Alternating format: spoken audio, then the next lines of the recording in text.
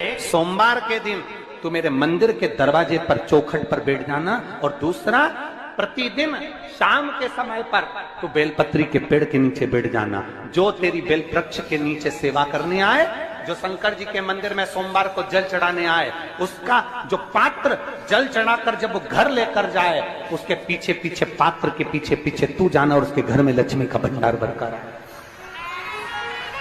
लक्ष्मी बेलपत्र के वृक्ष के नीचे तू विराजमान हो जा। उस बेलपत्र के वृक्ष के नीचे जो बुआरी लगाए, सेवा करे, चाकरी करे, एक बेटी को जैसे बड़ा करते हैं वैसे बेलपत्री के वृक्ष को जो बड़ा करे, बेलपत्री के वृक्ष का जो पालन करे, पोषण करे, उसकी संभाल करे, उस बेलपत्री के वृक्ष को जैसे जैसे वो उन्नति करे वैसे वैसे उसके घर में समृद्धि बढ़ते जाए। उस जिसका खुद का मकान नहीं हो, खुद का मकान नहीं हो, किराए के मकान में रहते रहते जिंदगी बीत रही, खुद का नहीं,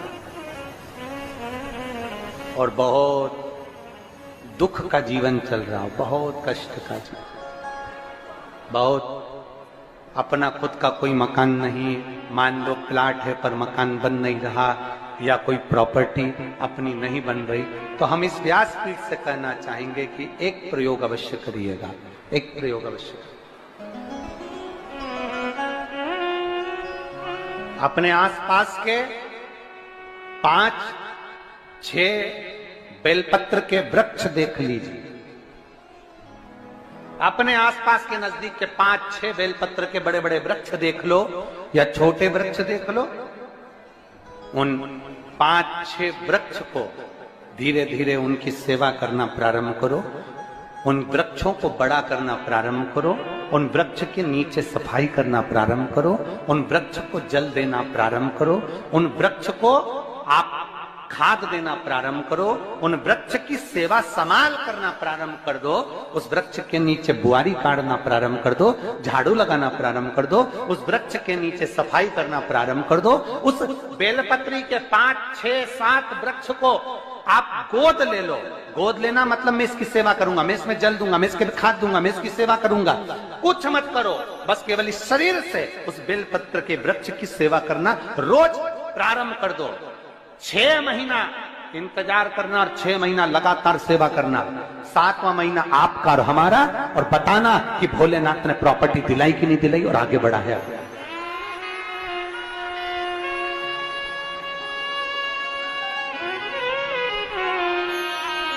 एक बेलपत्र का वृक्ष जिसके नीचे माता लक्ष्मी विराजमान होती है, एक बेलपत्र के वृक्ष के नीचे लक्ष्मी रहती है। दुनिया के लोग कहते हैं लक्ष्मी जी का दिन कौन सा है, बोलो जम के जल्दी से। शुक्रवार। दुनिया के लोग कहते हैं लक्ष्मी जी का दिन शुक्रवार है, पर माता लक्ष्मी से पूछा जाए कि तुम्हारी माता ख्याति देवी नारायण भगवान के साथ तुम्हारी शादी नहीं कर रही थी, शंकर को लक्ष्मी दे रही थी, तब तुमने भगवान शंकर से विनती करी, भोले बाबा मैं नारायण से प्रेम करती हूँ, भगवान नारायण से मेरा विवाह हो। तो माता ख्याति देवी से शंकर भगवान ने विनय कर कर कहा कि लक्ष्मी जी का विवाह नारायण के साथ कर दिया जाए। भगवान नारायण के साथ जब लक्ष्मी जी का विवाह हो गया, तब लक्ष्मी जी हाथ जोड़कर बोलती हैं, बाबा मेरा विवाह नारायण के साथ हो गया, पर मैं आपके चरणों की सेवा करना चाहती हूँ, बाबा आप कृपा करिए कि मैं क्या करूं आपके लिए। शंकर भगवान कहते हैं लक्ष्मी बस 2 चीजें कर दे, एक सोमवार के दिन तू मेरे मंदिर के दरवाजे पर चौखट पर बैठ जाना, और दूसरा प्रतिदिन शाम के समय पर तू बेलपत्री के पेड़ के नीचे बैठ जाना। जो तेरी बेल वृक्ष के नीचे सेवा करने आए, जो शंकर जी के मंदिर में सोमवार को जल चढ़ाने आए, उसका जो पात्र जल चढ़ाकर जब वो घर लेकर जाए, उसके पीछे पीछे पात्र के पीछे पीछे तू जाना और उसके घर में लक्ष्मी का भंडार भरकर आए। लक्ष्मी बेलपत्र के वृक्ष के नीचे तू विराजमान हो जा। उस बेलपत्र के वृक्ष के नीचे जो बुआरी लगाए, सेवा करे, चाकरी करे, एक बेटी को जैसे बड़ा करते हैं वैसे बेलपत्री के वृक्ष को जो बड़ा करे, बेलपत्री के वृक्ष का जो पालन करे, पोषण करे, उसकी संभाल करे, उस बेलपत्री के वृक्ष को जैसे जैसे वो उन्नति करे वैसे वैसे उसके घर में समृद्धि बढ़ते जाए, उसके घर में वैभव बढ़ते जाए। ये शंकर भगवान माता लक्ष्मी से करे, भगवान शिव माता लक्ष्मी से करे। तो भस्म, अगर शिव के मंदिर में भस्म मिल जाए, शंकर पर चढ़ी हुई भस्म अगर मिल जाए तो, और अगर भस्म ना मिले ना, तो शंकर के जो शंकर भगवान का जो शिवलिंग है, शिवलिंग के आसपास में जो जलाधारी है, यहाँ अगर भस्म ना मिले तो इस जलाधारी पर अपना हाथ स्पर्श कर कर अपने तन पर उसको लगाकर जरूर आओ। भस्म एक शंकर पर चढ़ा हुआ जल, दूसरे नंबर पर है शंकर पर चढ़ी हुई भस्म। ये दो स्पर्श जरूर, स्पर्श। एक भस्म का एक बड़ा सुंदर चरित्र आता है। दूसरा, जिस भूमि पर बैठकर कथा सुनो उसकी रज को अपने मस्तक पर थोड़ा सा लगाकर अवश्य जाओ, वो जीवन का एक आनंद है। और शंकर के मंदिर में जाओ तो दो चीजें अवश्य लेकर आओ। पहला, शंकर जी पे चढ़ा हुआ, जम के बोलो, जल अवश्य लेकर आओ। क्योंकि जब तुम जल लेकर आते हो, पात्र लेकर आते हो, तो मेरा महादेव लक्ष्मी जी को तुम्हारे पीछे पीछे तुम्हारे घर तक भेज देगा। चढ़ी हुई बेलपत्र मत खाओ, लोग कहेंगे शंकर पर चढ़ा हुआ ये मत खाओ। हम इस व्यासपीठ से निवेदन करना चाहेंगे कि आप अगर दिल रखकर अपने बाबा से कहोगे ना, तो बाबा पर चढ़ा हुआ जो जल है ना, वो जल साधारण नहीं रहता। मेरा भोलेनाथ जब दुनिया को अमृत देता है तो तुमको भी अमृत दे देता है। दो चीजें कभी मत छोड़ो। अगर मंदिर में गए हो तो दो चीजें कभी मत छोड़ो। कथा में गए हो तो दो चीजें कभी मत छोड़ो। एक, कथा श्रवण करना। दूसरा, जहां कथा बैठकर सुनते हैं वहां की रज को अपने मस्तक पर लगाना। कथा सुनने के बाद आप यहां से जाओ, भले दरी बिछी है, आसन बिछा है, कारपेट बिछा है, उस पर अपना हाथ फेर कर उस रज को अपने मस्तक पर जरूर लगाओ। क्योंकि शिव पुराण में, भागवत पुराण में, स्कंद पुराण में, कुर्म पुराण में, नर्मदा पुराण में, लिंग पुराण में, नारद पुराण में, ब्रह्म वैवर्त पुराण में, जितनी भी पुराणे हैं, सब पुराणों में लिखा है कि जिस स्थान पर बैठकर हम भगवान की कथा को सुनते हैं, उनको याद करते हैं, जितनी देर हम उनको याद करते हैं उतनी देर वो परमात्मा उस स्थान पर बैठा हुआ रहता है। हाथ रखकर बोलना, शंकर भगवान से तुम्हारा रिश्ता कौन सा? शिव जी से आपका कौन सा रिश्ता?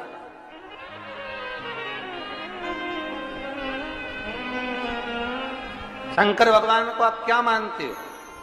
हमने आपको एक संबंध बताया था कि सीहोर कुबेरेश्वर धाम आपका मायका है, तो हम आपके भाई हैं, तो शंकर भगवान आपके पिता हैं, आपके बाप हैं, आपका बाबा है, आपका दादा है।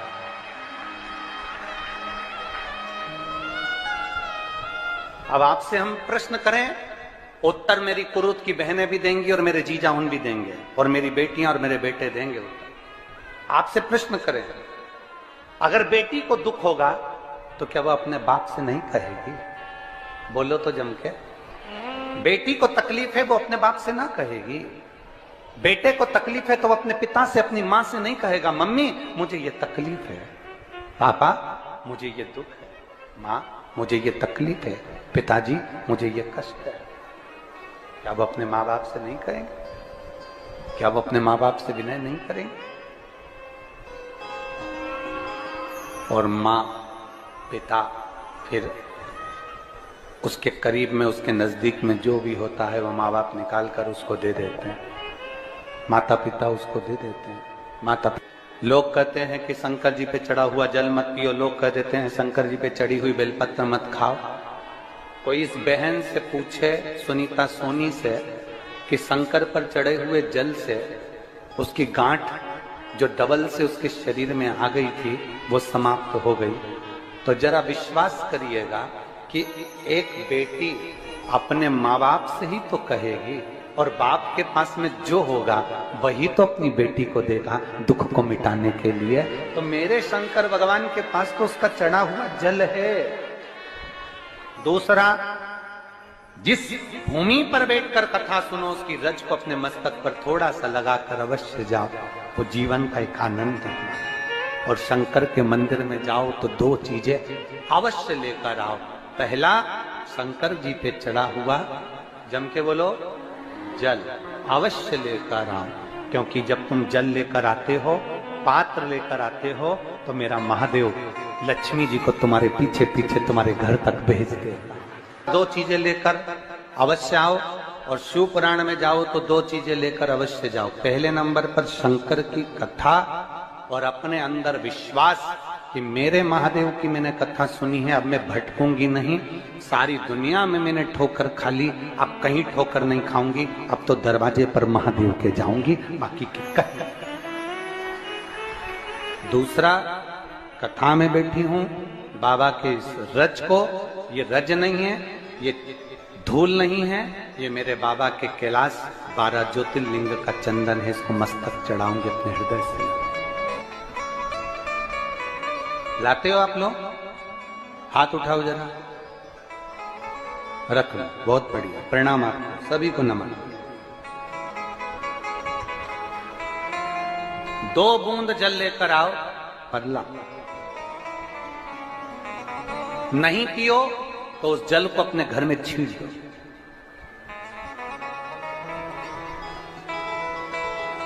नहीं पी सकते, उस जल को छीन दो।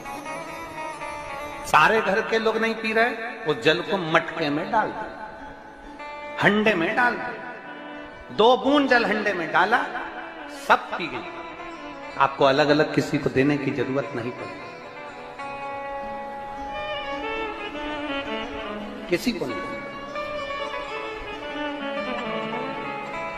हंडे में डाल दो, मटके में डाल दो, सब उस पानी को पीना आरंभ करो।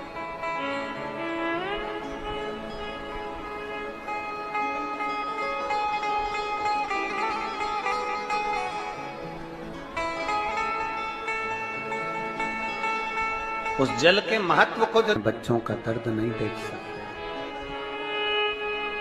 जब माता पिता अपने बच्चों का दर्द नहीं देख सकते तो देव अधिदेव महादेव तुम्हारा दर्द कैसे देखेंगे? वो भी तो काटेंगे तुमको, वो भी तो कष्ट मिटाएंगे। 2 चीजें कथा में जाकर ले। एक, जहां जगह मिल जाए वहां बैठकर कथा सुनो। धूप लगे, पंडालों की इतनी व्यवस्था नहीं हो पाती है, पंडाल लगाने वाले, टेंट लगाने वाले टेंट लगा लगा के थक जाते हैं, तो अपने साथ एक छाता लेकर चलो। 2 पानी की जम के बोलो जरा, बोतल, बिछाने की दरी अपने साथ लेकर चलो। लोगों ने उमा महेश की कथा अपने जीवन में धारण करी कि नहीं करी वो हमको नहीं स्मरण है, पर एक बात का स्मरण करिएगा, ये जो कथा चल रही है ये गौरी शंकर चल रही है। इसके बाद में जो अमलेश्वर में कथा है वो कौन सी है? समर्पण शिव महापुराण कथा। उस समर्पण शिव महापुराण की कथा जब 2 तारीख को विराम हो जाएगी, तब उसके बाद में जो कथा 6 जून को प्रारंभ होगी सोलापुर महाराष्ट्र में, उस कथा का नाम रहेगा उमा महेश शिव महापुराण की कथा। उसको जरूर सुनो। सोलापुर में जो 6 जून से कथा होगी उसका नाम उमा महेश शिव महापुराण, उसको सुनना, श्रवण करना, उसको धारण करना है।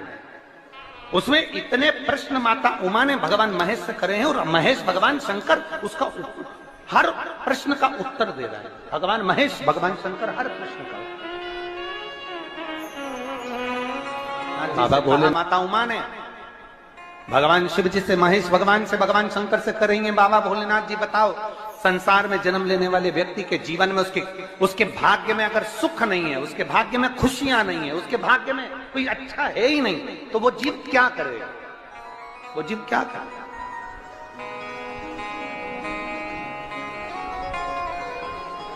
भगवान शंकर कह रहे हैं, पार्वती,